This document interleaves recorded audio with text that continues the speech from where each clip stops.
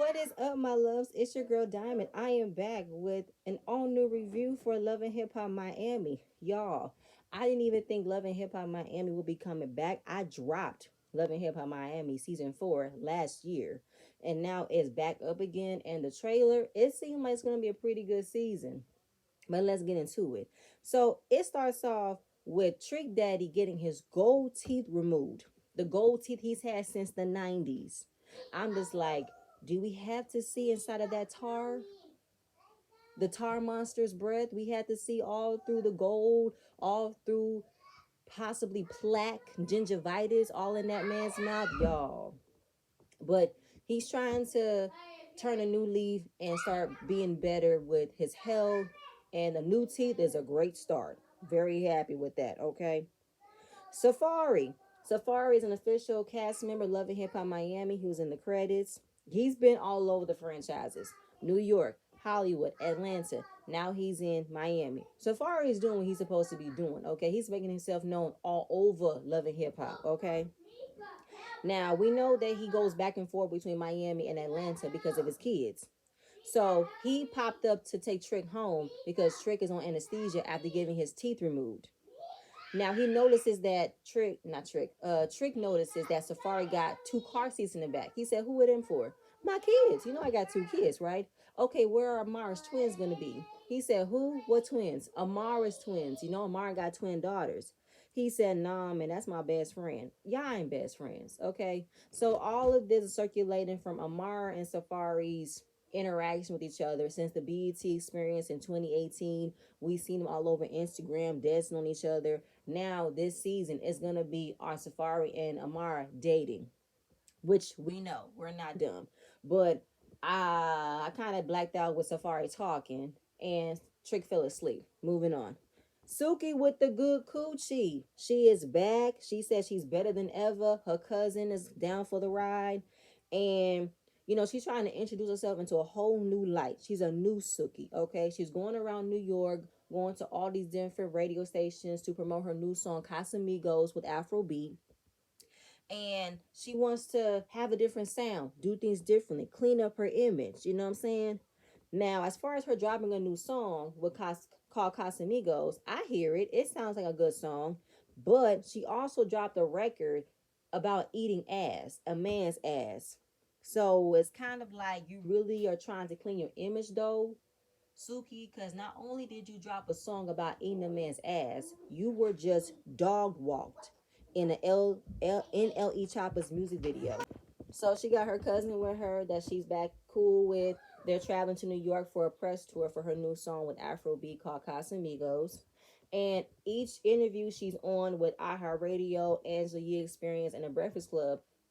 So trying to be this new Suki is kind of hard when they bring up the old nasty raunchy Suki that started out on Love and Hip Hop that we saw the first season. Okay, so cleaning up the image that you're trying to be more sophisticated and classy, it's kind of hard based off what's being presented. I'm not mad of your sexuality. I'm not mad of how you present yourself to be yourself, vibrant, open, but you can't get mad every time somebody brings up what you've done when it wasn't that long ago that this is who you presented yourself. This is, like she said, one of the interviewers. You can have a new image, you can have a new song, but the way you were in the past will always be brought back up. Always, okay? So it's gonna be harder than you think to clean up your image, so Suki. I'm just saying. I like the new song though. I do. But I'll move on. Trina. Trina is back. She is showcasing the premiere of her Tiny Desk concert. She rapped her own single, Single Again. Back on the prowl. Thought it was perfect. I don't know how. Very happy for Trina. It was a huge opportunity, but it ties into how Trina is in real life. Trina is single again. Her and Raymond are no more, which we figured. And she just wants a fresh start, not being tied down to anybody. Amara is also single. She broke off her fake ass engagement with Alan. She knew and now admits that Alan had no intention of coming out to Miami to be with her and raise their daughters. Absolutely. He didn't want nothing else to do with you. He wanted you to come to the DR where you had no support, no help, and you weren't going to do that. So right now she's just having fun, living her life, raising her daughters. Bobby Lights is back. Bobby, stop messing with your face. I said that last season. Miami Tip is back, and he got invited to Suki's premiere video party, and he's supportive of Suki. He's been a supportive of Suki ever since she came out. But finding out that she wants to transition from being more classy and sophisticated, it's kind of like I don't think she can just change based off that. And again, it's kind of like this has been your lane this entire time. Now you want to switch up. Miami Tip has something to say because back in 2018-19, Miami Tip was a part of Suki's management team, and she wanted to clean up Suki's image with the OnlyFans and how she came off, but she never listened. So right now, in this moment, you want to be more sophisticated after you were just presented in a rapper's music video being walked like a dog, and now you want to be taken more seriously. You probably aren't going to get what you're expecting the first go around. So Bobby isn't sure. And he has no problem with telling Suki, I mean, I'm all about your sound, I'm all about your music, but girl, changing your image to now, I don't think it's gonna work out the way you want it to. But moving on from there, oh right, before I forget, Bobby asked Amara, "Are the rumors true?" She said, "What rumors? The rumors about you and Safari?" No, they're not true. And Bobby said, "I am friends with several of Safari's exes. And if Amara wants to get involved with that, girl, just be careful. Just be careful, be smart, and don't play into his games. That's it." Next up, Ray J and Prinky. Why are they back on my screen? What are they going to give us this season? We know they're not going to get a divorce. Now, what is this narrative now? What's the storyline this season?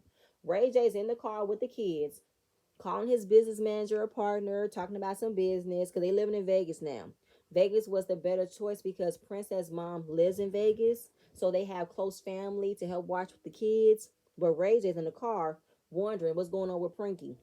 He's trying to call Prinky. Prinky isn't answering. Apparently, Prinky has been gambling a lot since they've lived in Vegas. Didn't know that Prinky plays poker.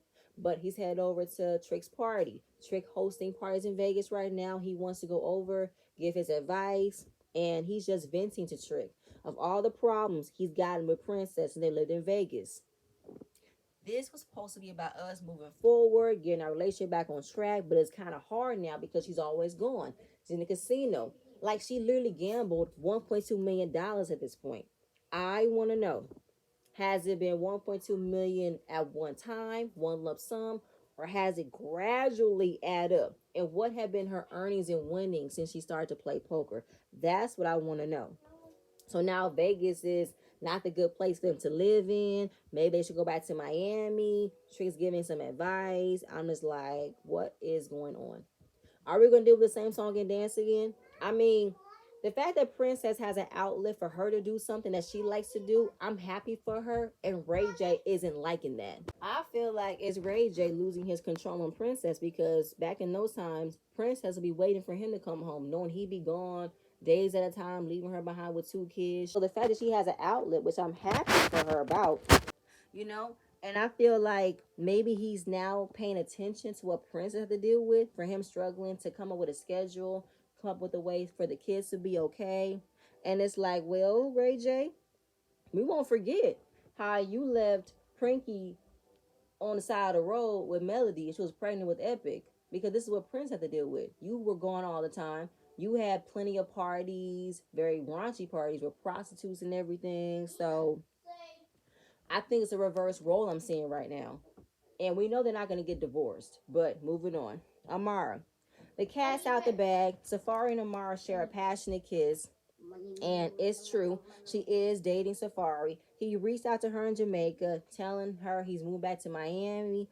And he's been pulling out all the stops. He's been buying her roses, buying her jewelry. Girl, pay attention to the patterns. That is how Safari does. He wines and dines them, then the real him come out, okay? Now, she's not trying to be in a committed relationship with him, but you know how Amara is.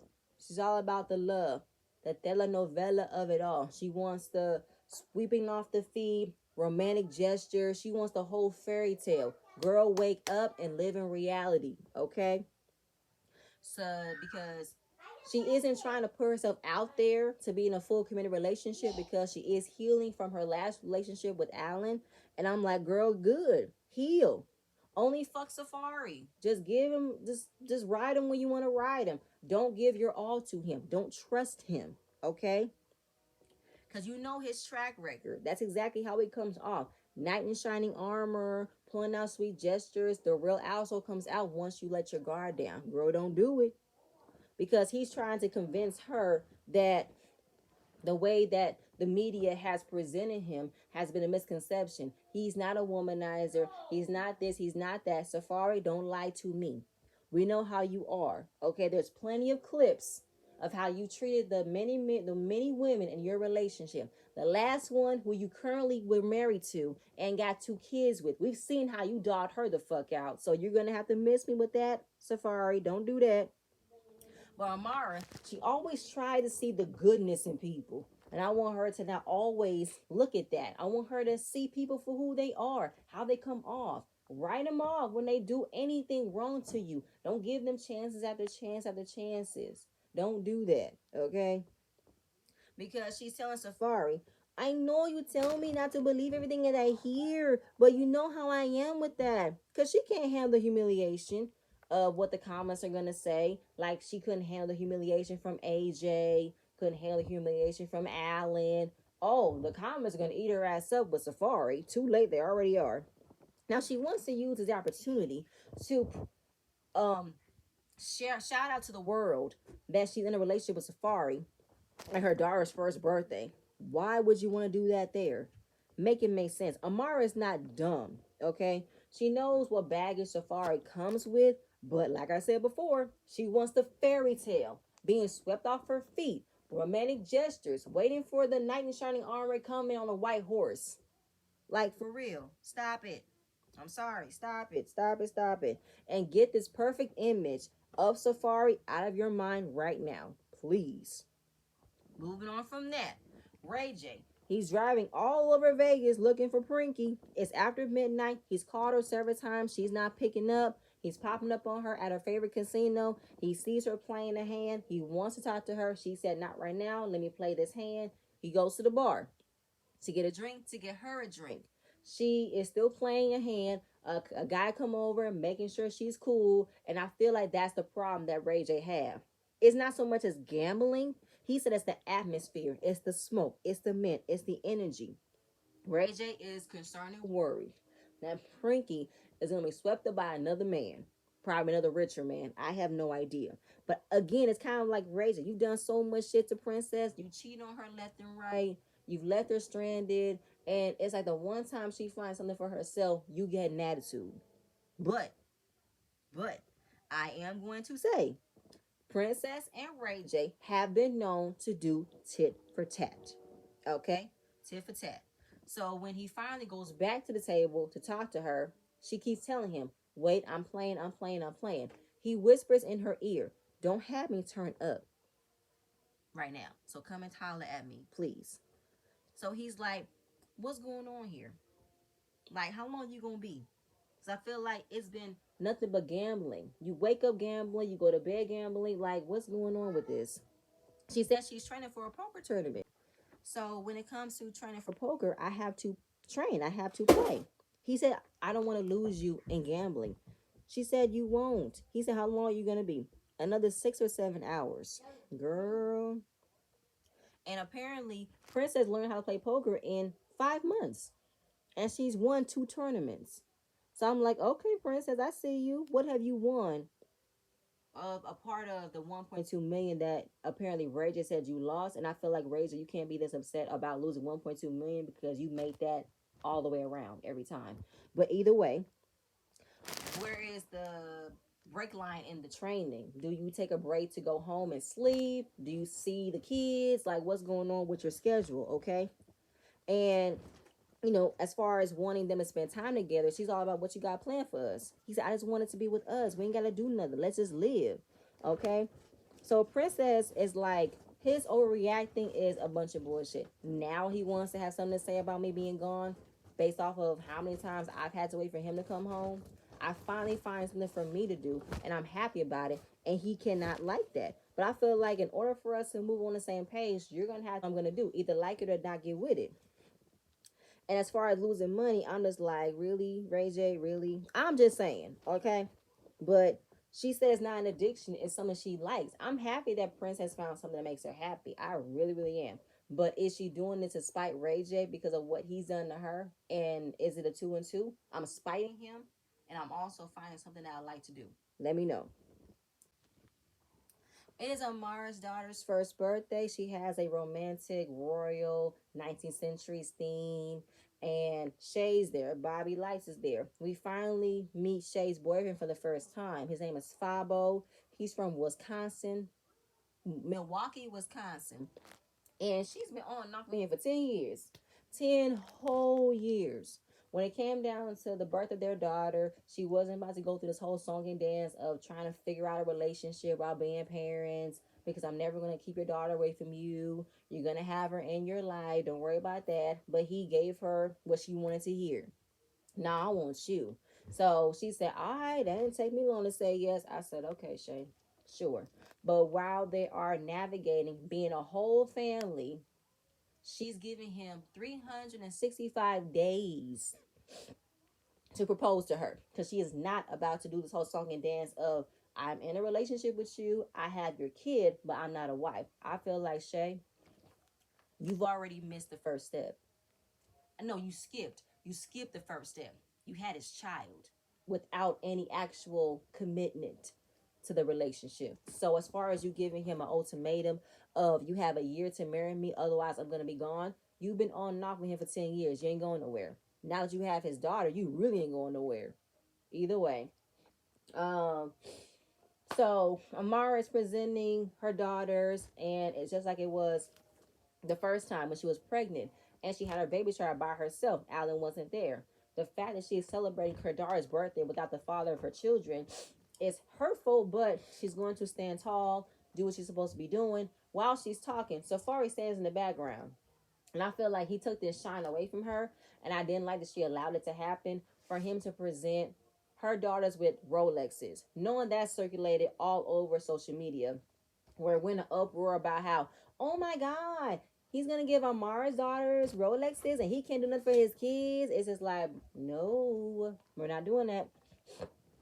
And with giving them Rolexes, everybody is stunned to see Amara and Safari being so affectionate and loving towards one another. And it's like, oh, it's official. Oh, it's official, official. And it's like, girl, don't be stupid. Now, Shay is feeling a way about finding out that Safari and Amara are in a relationship, because Amara and Shay got back cool at the last family reunion. They had been at odds with one another. Shay took on her brother's relationship issues out on Amara when that wasn't her place. So now they're back cool. They are trying to move their friendship in a better place, but she's feeling a way about not being, known ahead of time that Amara was dating Safari. And I feel like, Shay, you're not entitled to know everything about Amara's dating life. Did you tell her about your on and off situation with Fabo? I don't think so. So you can't get upset and feel away or even be as judgmental as you're about to be right now towards Safari, because why would you date him when you said to me in Jamaica you will never do anything with him because you know what he comes with? But all of a sudden, what changed? Hell, you don't know. And she probably didn't want to tell you when she was ready to tell you. So I don't like that you're feeling a way about it. Because again, you are in no position to come at anybody else in their dating record. Look at the men you dated. Again, you have been with this man on and off for 10 years. 10 years. So Shay, don't do that to me this season. I don't like how you feel entitled to know everything about everybody else's relationship when you don't do the same thing. But either way, I didn't like that Amara chose that opportunity to showcase her relationship when it was about her daughters. Didn't like that. That was wrong. I'm gonna move on from there. Another scene with Prinky and Ray J. She finally comes home. He makes her dinner. She was supposed to go back out to train. He said, no, you're gonna stay here with me. It's him pretty much acting his ass off about expressing to Princess, what I want is for you to stay home. What I want is for us to get back on the same page. And he blows up, goes outside. He said, I don't think living in Vegas is right. I think we should move back to Miami. She said, I'm not going back to Miami.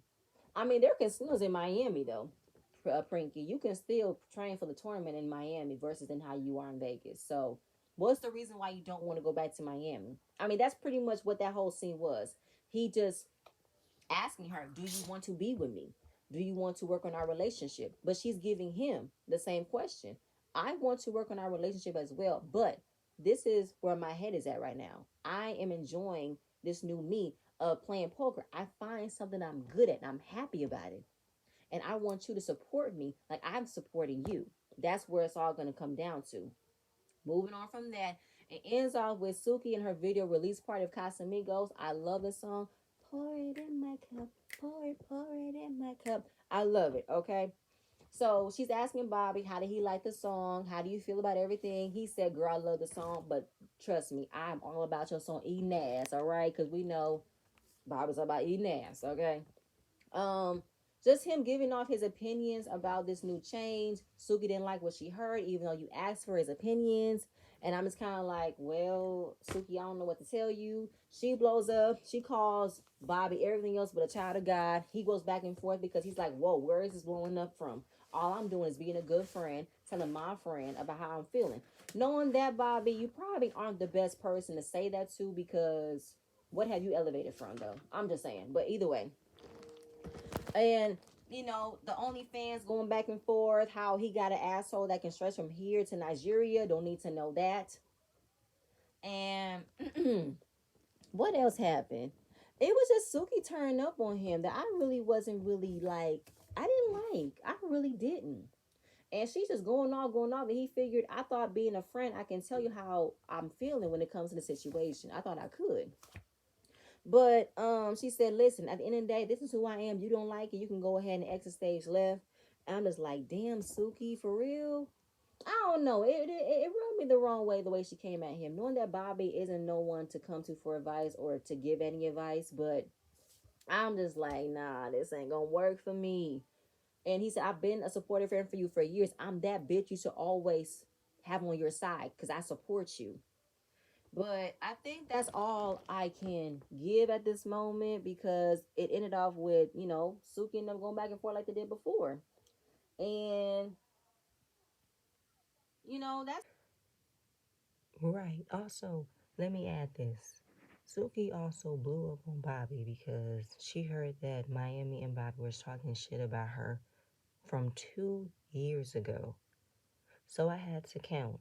I thought she was upset because she must have heard recently that at Trina's Tiny Desk concert, Bobby and Miami Tib were discussing Suki's new transformation, Suki's new press tour, trying to be this better person, this classy person. I thought it was that. But you want to mention from 2 years ago that they were talking about you? Suki, that don't make any sense. Why are you bringing up an issue from 2 years ago into a now present conversation? That didn't make any sense, but okay, Suki.